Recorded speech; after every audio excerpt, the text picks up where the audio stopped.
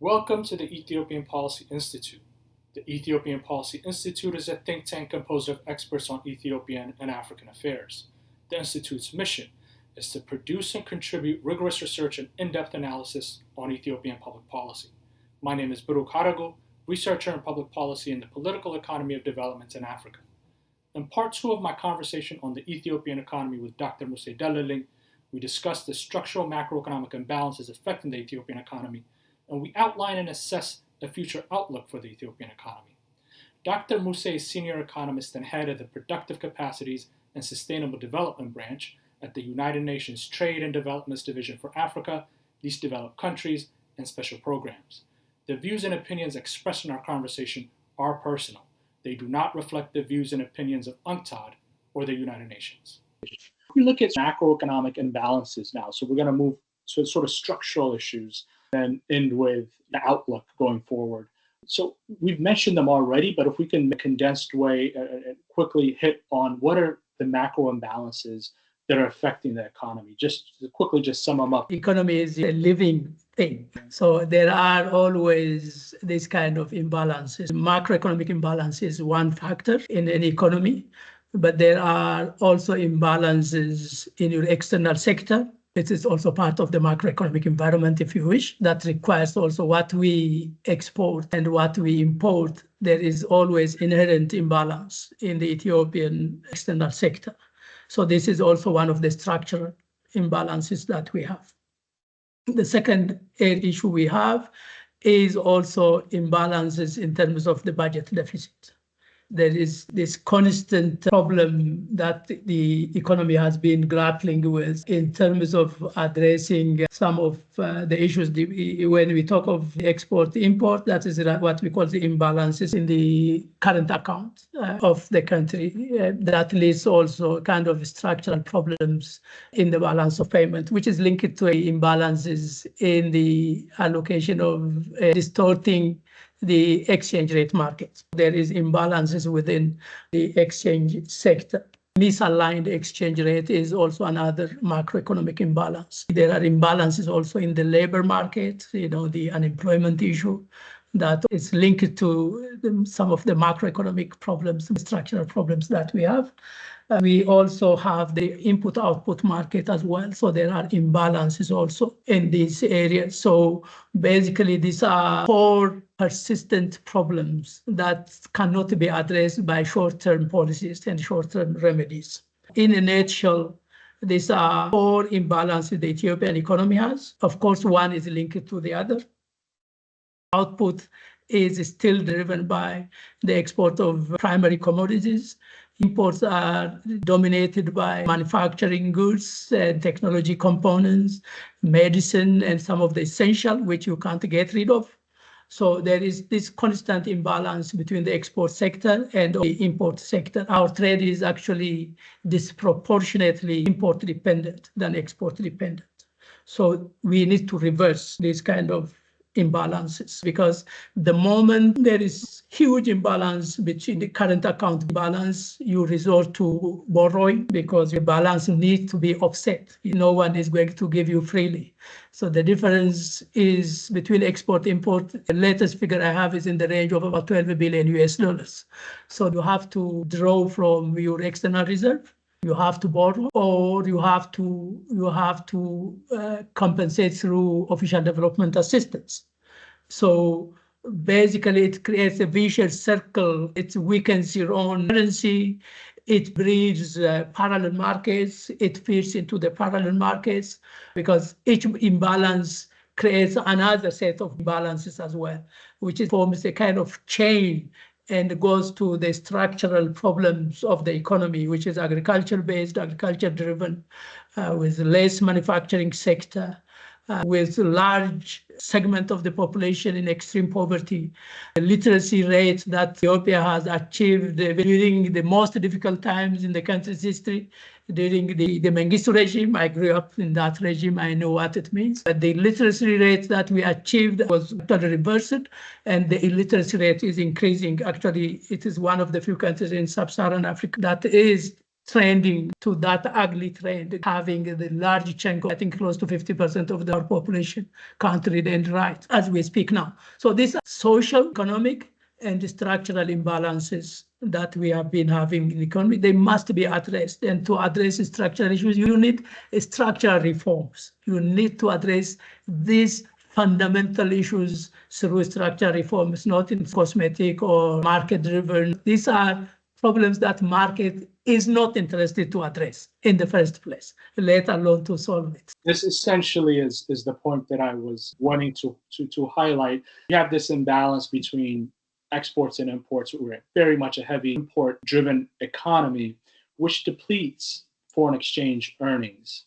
And so this idea of, we have this chronic foreign exchange issue, but through foreign exchange market liberalization or changing the regime to a free-floating exchange rate, all of a sudden that is going to be alleviated when the structural productivity issue, being able to produce and export, increase, affects earnings, isn't really being addressed in any meaningful way. There's a significant disconnect there that begs the question, is this reform then going to be able to pan out over the medium to long term? You don't have to answer that, but I just wanted to highlight this disconnect. The issue to assess the reform, one point which I often make is who wants that his or her country goes in a kind of downward socioeconomic trends. So the effort which we are going to share is to help address those kind of, we understand the magnitude of the problems. But you see, through political statements, there are situations you can correct some of the assumptions, but also reality check is very important. Now, although you are outside of Ethiopia, Ethiopia will not be, will not be outside of you. Wherever you go, you only wish something better for the population because this is the population that educated us. So we are all responsible and accountable and also would like to see the betterment of the citizens. I think that must be understood. When I listen to statements from authorities that the parallel and the official markets for exchange rate is stabilized, export has increased, informal trade has become to the formal channel, these are the kind of discussions that we grew up with it. So they never resolve the problems, the key problems. I think pragmatism is very important. Pragmatism should not be traded with political expediency, not only in Ethiopia, but in Africa in general. So we know, for example, we did a study, the improvement in exports is largely driven by improvements in international price for coffee and gold, particularly. This is good news. But if we credit this to the policy outcome, then that is going to be wrong because the moment the price goes down, we see reversal in the export sector. So then that begs question in terms of the legitimacy and the credibility of political statements. So what we have been saying is, let's make sense out of it. Okay, these are the reforms. The reforms have not been addressing the issues. Why they are not addressing it? Because there is imbalance in trade. So how can we address the imbalance in trade?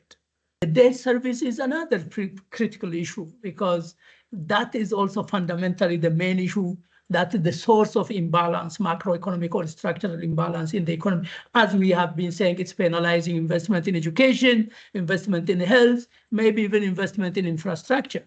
So these are critical issues. In fact, there is huge gap, which we don't talk a lot in terms of infrastructure, whether it is the ICT or electricity or even institution building. We don't even speak the gaps and the distortions and the imbalances that we have along those policies. We don't speak of the deficit in governance and democratic processes, for example. This is one of the fundamental deficit issues we have. We need to address those gaps and issues because the limited export for Ethiopia, just 10 exports generate 93% of the country's foreign exchange earning. 10 export items. The average for developing countries is about 250. 5 export items generate close to 73% of our export earnings. There is no dependency on export of few items, few commodities, as much as we see it in the Ethiopian export structure. We need to address the imbalance in the currency, the devaluation, the precipitous fall in the value of the Ethiopian birr. It's linked to the structural issues. The more you produce massively, the more you address, you meet domestic demand, then you strengthen the birr itself indirectly. Excellent. That speaks to also economic diversification, right? The need for being able to produce across a variety of ideally manufactured goods, which has completely been, again, neglected over the last few years, which leads us then to, actually, before I get to the next question, a point that I did want to make, I think you did a wonderful job of raising it, the importance of having subject matter experts or professionals and bureaucrats that are focused on resolving some of these constraints on the economy. If we look at the Asian model, the East Asian experience, one of the key elements, in addition to getting the policy right, was the individuals that were driving the development process, the policy process, were experts that were insulated from political pressure. Politics can't seep into development policy process, and we also need policy continuity. If we set the trajectory, it's set in the right way, it's addressing these imbalances we've outlined, it's being led by subject matter experts and bureaucrats, we need continuity across time, which I don't know if in Ethiopia, and recently we've seen that, actually quite the opposite. We've seen a knee-jerk reaction away even from some of the policies that were working. And so we need to sort of think about that process as well. And then it leads us then to the next question about, where are resources to the extent, obviously, a budget is being passed through parliament, the birr is being spent domestically in the domestic economy, money is exchanging hands. Where is the money going? Where is it flowing? Some of this spending, a lot of it, as has been written, is going towards these projects. Corridor development is the lingo. Others say they're vanity projects or white elephant projects that are attention grabbing, yet don't yield significant economic productivity, long-term sustainable development. They're not that sort of a project. Where is money being spent? What do you think about the feasibility of some of this spending, and particularly this notions of corridor development / vanity projects? There are always what governments call, their petty projects and programs. This is not unique to Ethiopia, but what most of the time, the problem we have, we go wrong in the diagnosis. The diagnosis of our comparative advantages. This is really fundamental problem in most African countries. In one of the countries that is vibrant, we think, and there's no need in naming the country, their strategy says by 2030, which is tomorrow, that kind of country plans or envisions to become the manufacturing hub of Africa, industrial and manufacturing hub of Africa. But when you see the manufacturing value added of that country is not better than Ethiopia's. It's about 7% or 7.5% of the GDP. So already by seeing the vision, you observe the misdiagnosis of the economic fundamentals. They miss the opportunity to see where there is a comparative advantage for that particular country. In the case of Ethiopia, this is what I've been saying all along every time I get the opportunity. Our comparative advantages lies in the agriculture sector. If our industrialization process overlooks the potential that we have in the agriculture sector, then we want to become a successful industrializers. We need to foster agro-industries or agriculture-based industries. This we have seen in many Asian countries. We have seen in many Latin American countries. We have seen, when you go to China, they tell you, we speak about the Chinese manufacturing, the manufacturing value added in China is about 54, 55% of the GDP. The industrial sector's contribution is 80% is for the manufacturing sector. This is not only in China, most Asian countries. But when you go into China, when you go to Vietnam, what they tell you is actually the entire transformation began in the agriculture sector. That is where they have comparative advantages. That's where the large chunk of the majority people in terms of labor resides. Without resetting your agriculture narrative, it is difficult for African countries to assume industrialization. Absolutely impossible. What happens finally is, even if you establish industries, you end up importing raw materials and intermediate goods.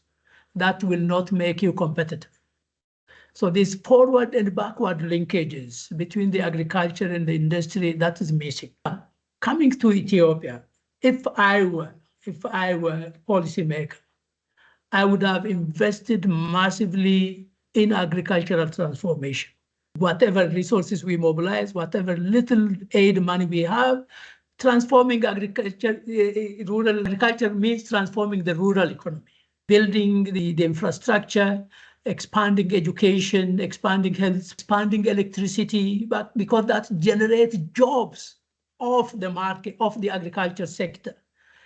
We need to intensify the employment intensity of the agricultural production, reclustering the farm areas, adding value to the livestock sectors, the hides and skins and leather products, producing agricultural input to the textile firms and textile processing firms. This is how the Asians developed. It's the textile, the leather, and footwear sector that propelled the Asians to the machinery, to high-tech. Today, they are the largest exporters of highly sophisticated technologically sophisticated goods and services. Within the services sector itself, thanks to the Ethiopian Airlines, we have to replicate the successes that we have in the airline industry. So had it not been to the airline industry, the services sector would have also collapsed. It would have remained problematic. But we need to create major sectors where there is knowledge and technology intensity in the delivery of services, whether it's in finance, whether it is in the medical services, whether it's in the transport sector. So we need to enhance the knowledge embodiment, the technological sophistication of not only the production sectors, but also the services sector. These must be priorities for African economies. In most cases, we create industries, we develop industries where there is no linkages to the economy, where you import 80% of your inputs from outside. There is no way to become competitive. You need to invest in the population, in the labor force, in the skills, in the vocational and technical training. This all requires investment. You need to invest where we have comparative advantages, whether it is latent, whether it is revealed comparative advantages. It is vital for us to unlock those binding constraints in all of the sectors, the structural impediments we have, the structural challenges that we discuss. We need to diversify our exports. We need to value. We need to benefit from the regional and global value chains. We need to exploit the opportunities given by the African continental free trade area. Ethiopia's export is only about 16% to the African region. Countries such as Uganda and Kenya, they trade close to 45% of their exports within Africa. If we know our strategic comparative advantages, dynamic comparative advantages, if we know where our binding constraints are, those must be relieved anyway, then there is huge potential for Ethiopia really to tap the global and the regional market opportunities. The other issues, these are people talk about the Vanity projects. I'm not going to make reference to those. This is a bit politically sensitive area, but my focus must be on where to invest, where we have comparative advantages, where we have binding problems, where we think that we can have a quick returns for the investment. Not only public investment, but also the private investment must go to these sectors. We need to target, facilitate the flow of investment to agriculture sectors because of the risk. It requires irrigation, disentangling the agriculture sector from natural, rain-fed waters, providing easy communication, easy transportation between our rural communities, which are still producing, but they are not really marketized, where they are not monetized in terms of the economic structures that we have. These are the key issues. But again, there's no solution for us if we can't address these political grievances and political differences that we have. Unless we address the issue of peace and stability, it will be difficult even to focus the little resources we have in the areas where we have comparative advantages. I appreciate that sort of framework to think about, because we discussed sort of the binding constraints and macroeconomic imbalances. So the way you frame this is essentially looking at areas for progress. Where are solutions to be found, to be had? I take your point certainly about, not addressing the Vanity projects or corridor developments, the palace construction projects. But I will say, for me, this isn't coming out of your mouth. If we're looking at productive capacity, at some of the constraints that we're facing in the economy, again, a significant disconnect between where money is being spent and investment is public sector investment. On the one hand, there's this policy prescription emanating from the authorities saying we need to draw back from public sector investment, government-led investment, away from education, health, infrastructure, special economic zones, etc.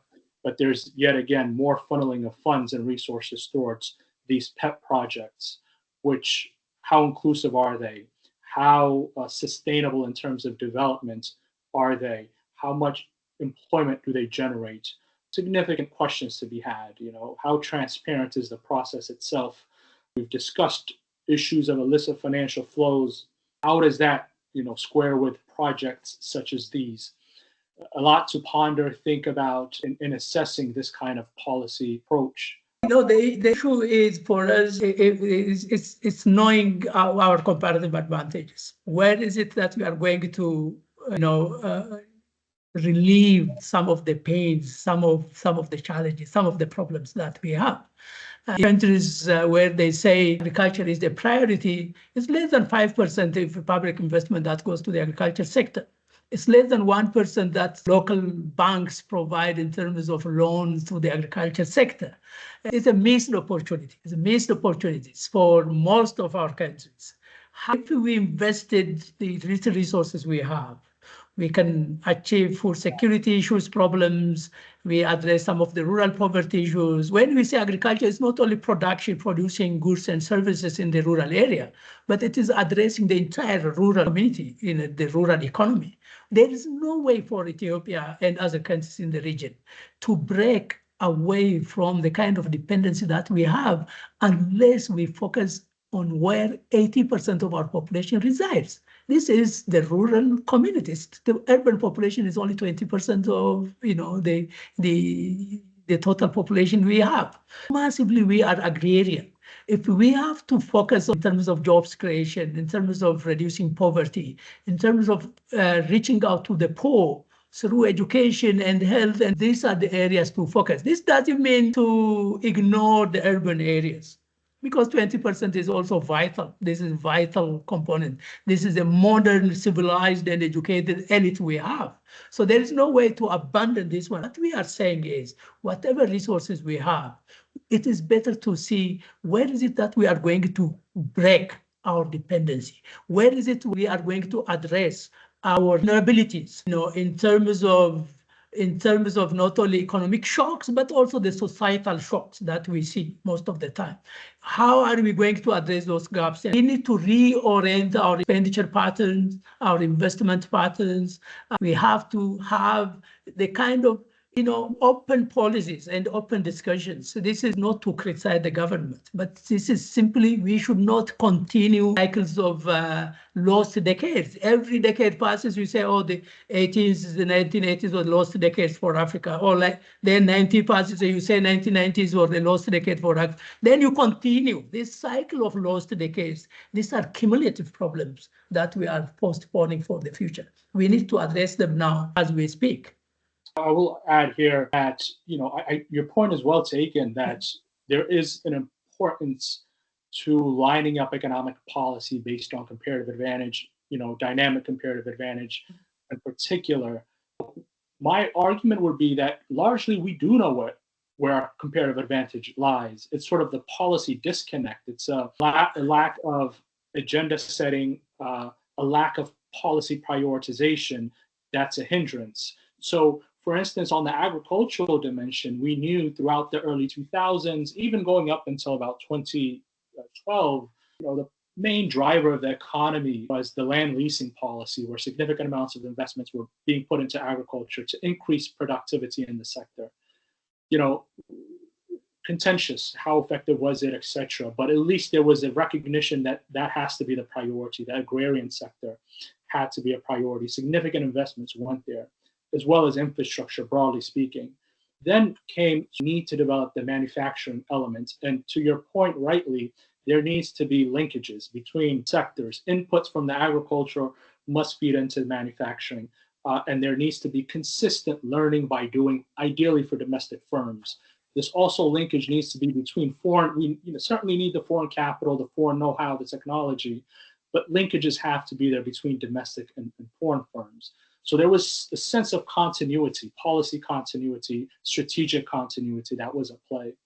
Now there is, where is that continuity? The manufacturing sector has been relegated. Agriculture, we're hearing things about productivity, numbers that are being produced and thrown out, which aren't independently verified. Some of the reporting that's been done, including by the Economist, has put that into question as far as what's being said about productivity of that sector. So my point being, there seems to be one policy disconnect, two policy misprioritization, potentially a misallocation of resources. When we know, there's sharp individuals that examine these things within the country and within the regime itself, but there's significant disconnect. Interests aren't aligning, incentives aren't aligning. The broader perspective needs, the development objective of the country isn't being prioritized. And then lastly, on comparative advantage, even if we look at spending on these sorts of projects, for instance, in the tourism sector, our comparative advantage tends to be in certain segments of tourism, frankly speaking, right? Cultural elements, historical elements, all across the country, Is the investment going in these areas where Ethiopia has a comparative advantage, even within tourism? Highly questionable. I would argue not. Again, significant policy lapses. Yeah, just 2 points on that. I think these are always relevant questions and relevant debates going on. This is when I made reference to the services sector, that the tourism that is also driven by knowledge, tourism that is driven by also technology. This is the intensification of the services sector is vital. But for the tourism to thrive, again, the stability, the political stability issue is also fundamental. I think this is something also we need to address. There is no way to attract tourism if there is instability and fragility and conflict situation, which is posted most of the time in the social media, in the global mainstream public media, when countries are advising their citizens not to travel to a certain location. The second issue is this is not only in Ethiopia. In many countries that we have seen, there is a view that development is, something that happens tomorrow. Think that every election cycle, there is a new motto, the point that we are making in terms of continuity and in terms of looking development in the long-term trajectory. That is something missing in the African discourse about development. So we need to see development, growth and development beyond an electoral cycle. So most of the time, this conflation of development with growth and saying that there is no continuity in terms of societal transformation, history, value addition with the previous, every government comes with a new narrative that disrupts growth, that disrupts development, and development, as we know, is incremental. It goes beyond generations. What is required now is to lay the foundation for successive generations to take the baton, from one generation to another. It's cumulative. So we need to de-link the growth trajectory, the growth narrative that we have, always driven by political narrative of higher growth is important, without seeing the quality of that growth, without seeing the sources and drivers of the growth, without looking the sustainability of the growth paths. Not every regime of the past did everything wrong. I think there must be some elements that must provide a kind of the basis for the next generation to build and to move forward. This continuity of efforts and growth and accumulation, this must not be forgotten in the African development narrative and the African development discourse, which is missing now in our assessment of the growth trajectories of the African economies. Thank you for that, Dr. Mussie. We can say so much about this topic, and I'll just mention that it takes us then back to the issue of policy autonomy.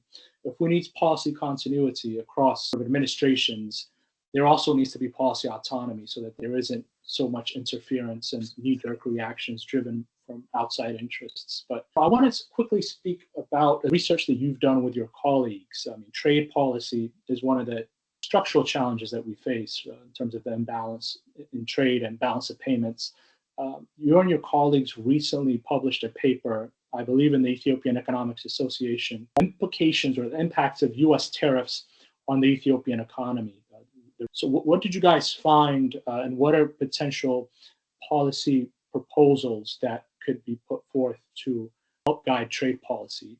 Raised those issues, the imbalances we have in the trade structure, the lack of diversification, currency misalignment, the gap between the parallel and the official exchange rate, which is detrimental to the export trajectories of Ethiopia. We evoked the dependency of Ethiopia on the export of very few items. We looked at the relationship between Ethiopia and the U.S. trade in trade parameters. What we found was that although the U.S. has been saying that one of the reasons for the tariffication, the new tariff source is to correct the trade balance that the U.S. has, or the trade deficit the U.S. has with many countries. What I found was that the U.S. actually maintained positive trade balance with Ethiopia year in, year on, consistently. So that justification for the case of Ethiopia is not valid because there is no deficit to correct with Ethiopia. That's one element. The other issue we found was that actually some of the Ethiopian imports from the US are technological components, the airlines and spare parts for the airline industry, and also related items. So most of the time, these imports come either duty-free or at low duty rates. There is a kind of unfairness as well in that area. So what we have been advising for the Ethiopian policymakers is that, one, if AGOA survives, if AGOA is going to be extended under the current administration of the US, I think it is important for Ethiopia to address some of the reasons which led to removal of Ethiopia from AGOA market access. They have to renegotiate, addressing some of the issues that led to the removal of Ethiopia from AGOA. And secondly, also to renegotiate with the US the tariff levels on the evidence that we provided. That data shows actually US consistently maintains positive trade balance, which is not surprising actually, because the nature of our exports and the characteristics of our exports generally makes us always in a kind of structural trade imbalance, as we have been talking about. So it is time for Ethiopia maybe forming a kind of coalition with like-minded African countries. By and large, other than few countries in Africa, I think it is Algeria, South Africa, and Tunisia that are facing higher tariff rates. Generally, the Africans are facing either 10 or 15% by and large. So it's good to have a kind of regional approaches to negotiate with the US, because that increases the voice as well. If the regional approach is not working for many reasons, but it's time for Ethiopia also to raise bilaterally these issues, that the trade relations between the US, these are one of the oldest trade relations. Ethiopia is still seen as ally of the United States in the region. Ethiopia is huge demographically and strategically located in the region. So they need to capitalize on those kind of opportunities. But sad reality is that we may face, although it's 10% what the Ethiopia is facing, the shock to the trade sector will be significant because it impacts key areas such as coffee, floriculture, the flower sector, cut flower, oilseeds, and pulses.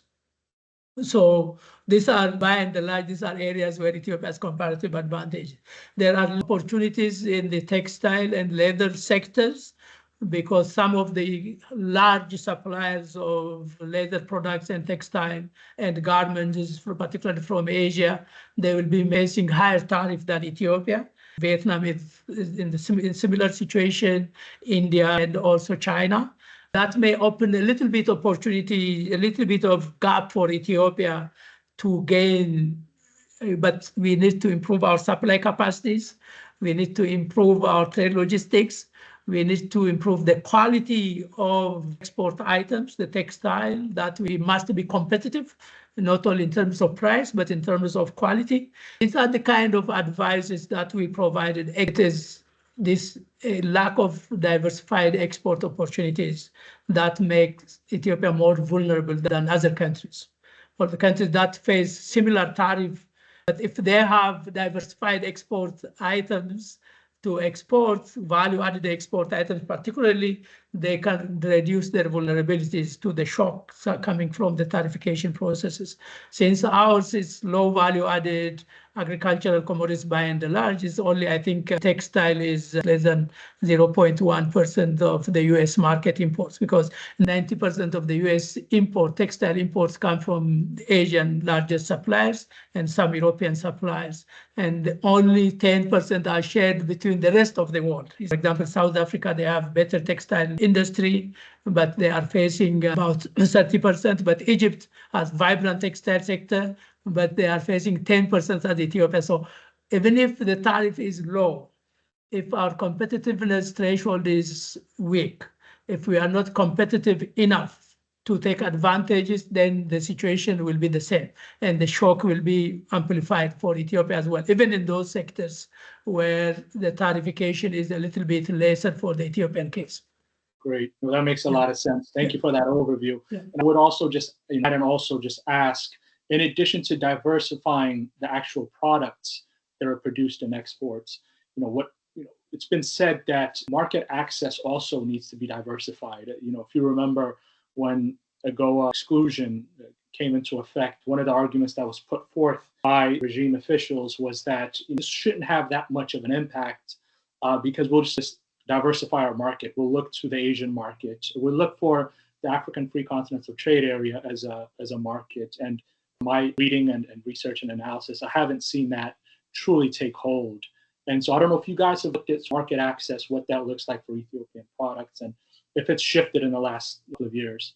The issue is, they see, even during the Africans, including Ethiopia, they benefit also from the European market access initiatives, the everything but arms, particularly as LDC status. Ethiopia has been, and many African countries have been benefiting.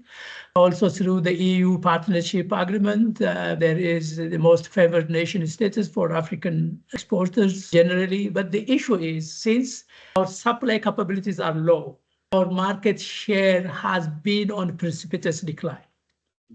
Even if you have market access, if you don't have supply capabilities, if you don't have productive capacities that we have been talking about, then you may not benefit from the market access. We have to revisit our production structure, our structure transformation narratives, our manufacturing value added as well to making it more competitive. And that's one issue to look into. Market access is not something that you can shift automatically, because there is long history of producer, buyer, and supplier relationship that you can't build overnight, this kind of relationship. It's not simply you can pack and send your export items. There must be culture. I know your products kind of attitude. I know the qualities. It's not automatic.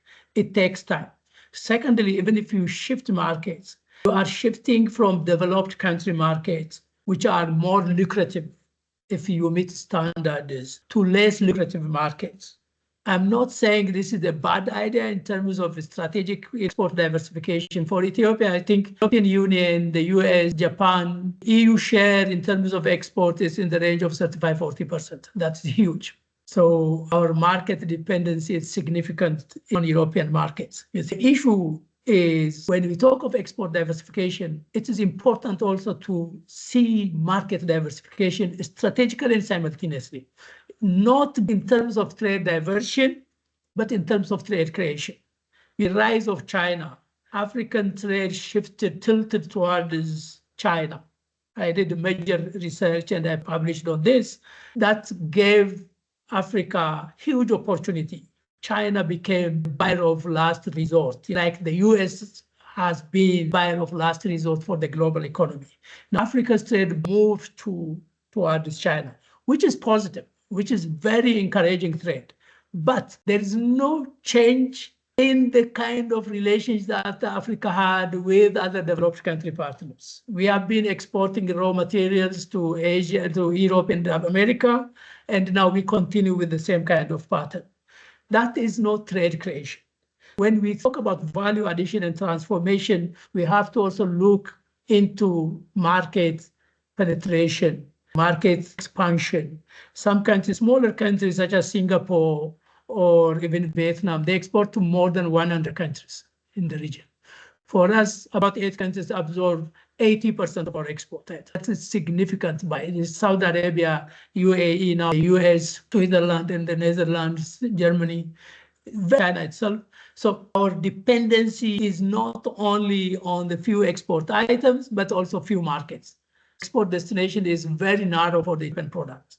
So this must be pursued as part of the strategy to diversify our market destination as well, so that you can build a kind of solid culture of production, supplying and importing and exporting. It's not something that automatically, if you are changing apartment, it won't happen like that. It requires sophisticated exchanges and relationship and understanding of also the market structure, the demand structure in that given market, the requirements in terms of quality standards. So it takes sometimes 10 to 15 years to study and understand the market structures in a given market. That's really well put. Yeah. And then let's shift to sort of our closing question of just summation and rounding things out.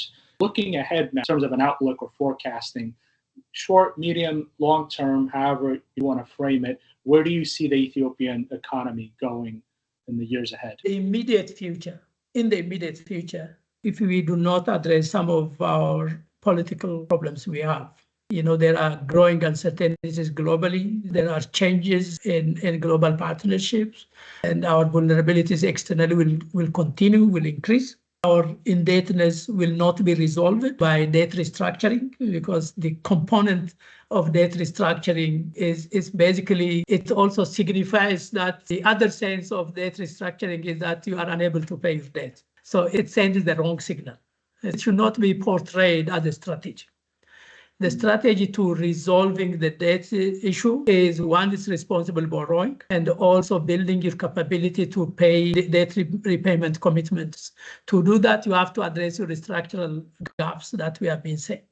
Now, the short-term outlook for me is not that encouraging, because we are in a multiple kind of binding constraints that requires multi-pronged actions and governance issue, the political issue, the institutions issue, the private sector, access to finance, the domestic resources mobilization.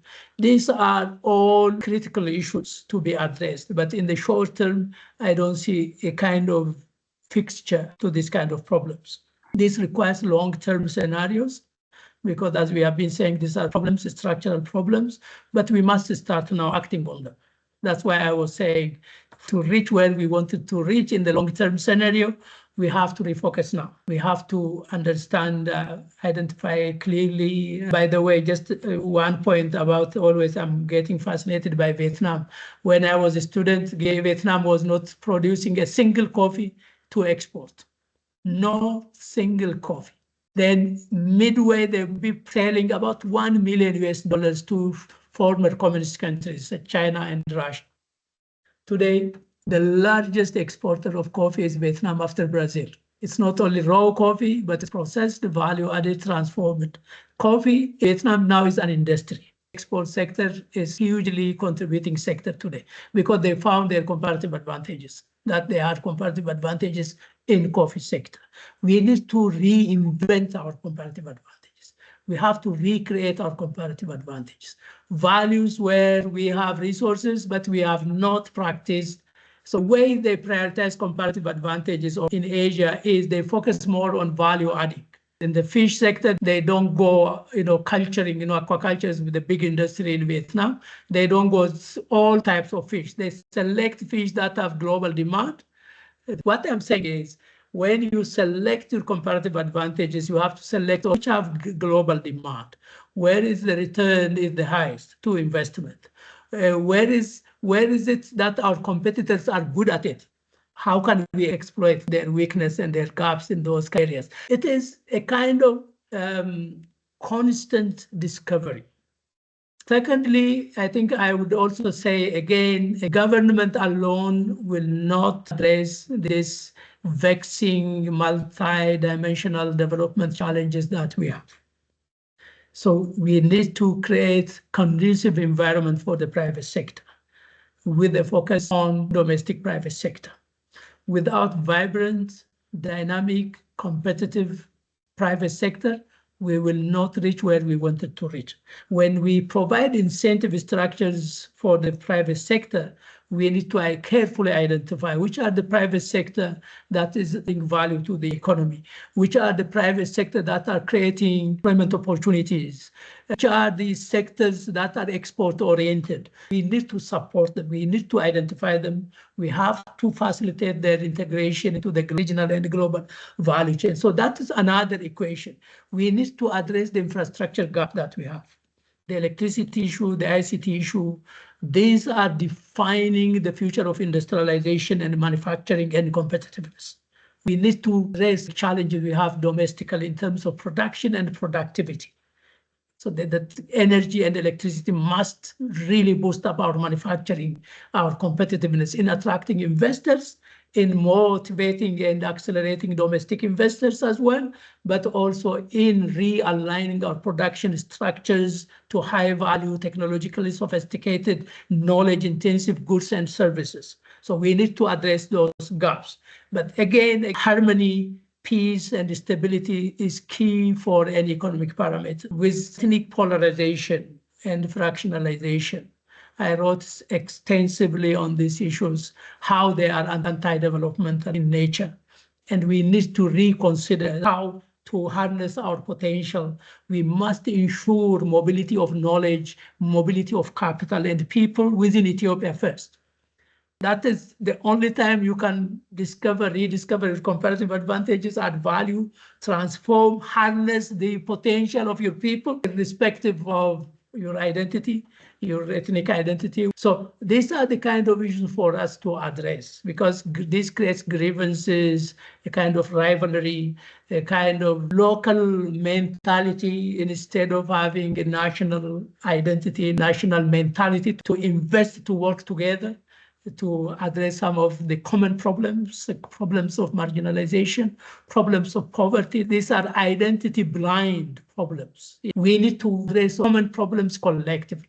That is the only way for us to move forward. Remittances, we never spoke about remittances, especially for Ethiopia. It is more than the export that the country generates every year, equal or more than export items. We need to harness remittances. Remittances should, instead of financing consumption, we must channel them to address some of the production, some of the investment gaps we have. We need to address the realignment in our exchange rates through addressing the structural issues that we talked about.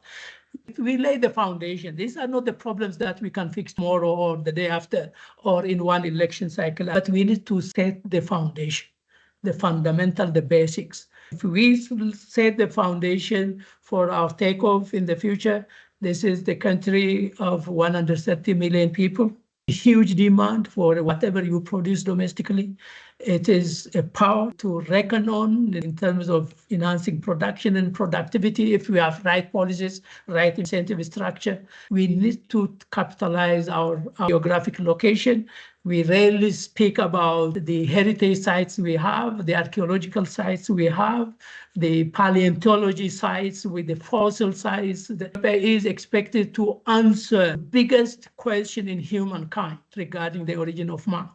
This must be packaged as well as a national identity for Ethiopia to benefit the maximum from the resources that nature, if you wish, God has given to us. We have massive rivers that flow outside of the country. These are sources of not only electrification, but source of irrigation, agriculture and rural development that we have been talking. Water is going to become the next oil. Of course, it is coming already. It is the source for the critical energy transition. It must be viewed as a critical mineral. Like lithium, this is going to be not less important than the critical mineral in terms of transforming energy, green energy production and utilization in the production sector. So we have to harness all the resources that we have for the good of our people. Long term, we don't know how long it's going to be, but we must start now and address some of the fundamental issues, fundamental problems that we have. No, wonderful. Thank you so much for that. And it is true, as the saying goes, I think it was John Maynard Keynes, in the long term, we're all dead. So we need to be able to address the immediate term to continue to move forward, and which is so urgent and so pervasive currently in the Ethiopian context, especially where so much instability, conflict, daily life, frankly speaking, is in danger in a multitude of ways. So the short term is really significant impetus. And remittances, we did neglect to mention it. Thank you for mentioning right at the end. The last estimate that I looked at, around 6 billion per year is attributed to remittances. If we're going to take that figure at face value, that is a significant amount. It is larger than export earnings, which the last I looked at was somewhere around $4 to $5 billion range. Dr. Mussie, thank you so much for this really comprehensive, in-depth, meaningful, substantive conversation here at the Ethiopian Policy Institute. We're grateful to you, your expertise, and your willingness to step forward and share them in a multitude of ways, whether that's in writing, which you do quite extensively, in your official capacity, and then also taking time to discuss these issues with us. We're grateful, and hopefully we'll have you back again another time. Thank you again. Thank you very much for giving me the opportunity. It's always a delight speaking about our country's future, current state, also the challenges, and the effort is always to see how we address some of the glaring difficulties that our people are facing at all. So thank you for giving me the opportunity. Wonderful. Thank you.